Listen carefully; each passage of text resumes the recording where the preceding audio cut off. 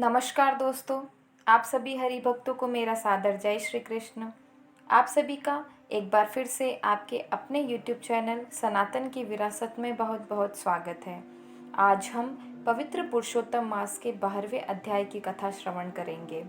आइए शुरू करते हैं।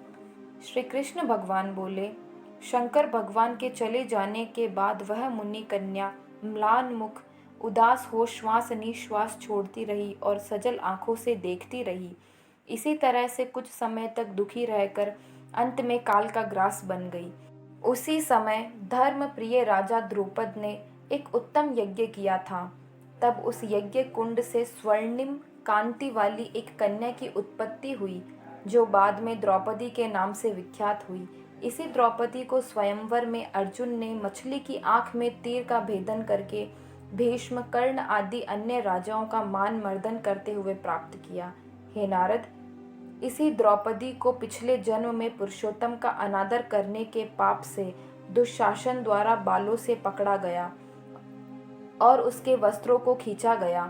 तब उसने मुझे पुकारा। मैंने तत्काल ही उसकी सहायता की और उसकी साड़ी को इतना बढ़ाया कि दुशासन उसे खींचता खींचता थक गया और अंत में अचेत होकर गिर पड़ा।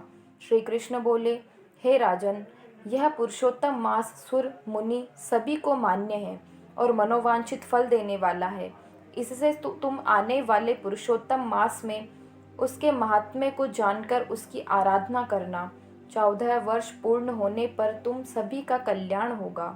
मैं द्रौपदी के केशों को खींचते देखकर खुश होने वालों की स्त्रियों के बालों को उखाड़कर अपने क्रोध को शांत करूंगा और इन दुर्योधन आदि कौरव वंश तथा इनकी सहायता करने वालों को यम के लोक में पहुंचाकर तुम्हें शत्रुओं को नाश करने वाला विख्यात करूंगा। अब मुझे तो तुम सब लोग द्वारिका जाने दो, वहाँ मुझे सब लोग याद करते हैं। इस तरह श्री कृष्ण जी के कहने पर पांडु पुत्रों ने गदगद होकर कहा, आप हमारे जीवन हो। हे जनार्दन, आप शीघ्र ही फिर दर्शन दीजिएगा। आप पर हमारी रक्षा का भार है, आप हमें भूल मत जाना। पांडुपुत्रों ने ऐसा कहकर उन्हें रथ में बैठाया और उन्हें द्वारिकापुरी जाते हुए देखते रहे। तब हे नारद, पांडवों ने पुरुषोत्तम मास में श्री हरि में मन लगाकर उसका सेवन करने का निश्चय किया।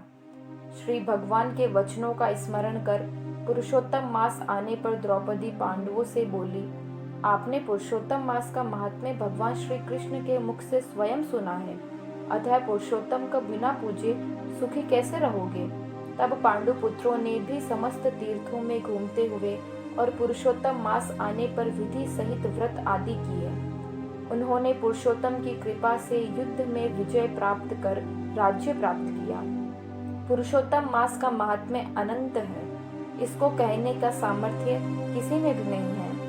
इसे भगवान श्री हरि ही जानते हैं। 12वां अध्याय यही समाप्त होता है। 13वें अध्याय की कथा हम कल श्रवण करेंगे।